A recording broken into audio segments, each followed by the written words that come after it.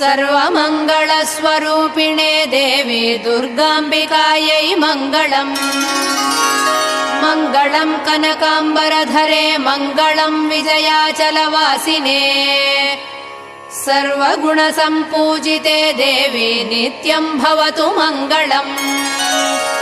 वरदाभयहस्ते भवानी निखिलेश्वरी बाला त्रिपुरसुन्दरी देवी नित्यम् भवतु मङ्गलम्।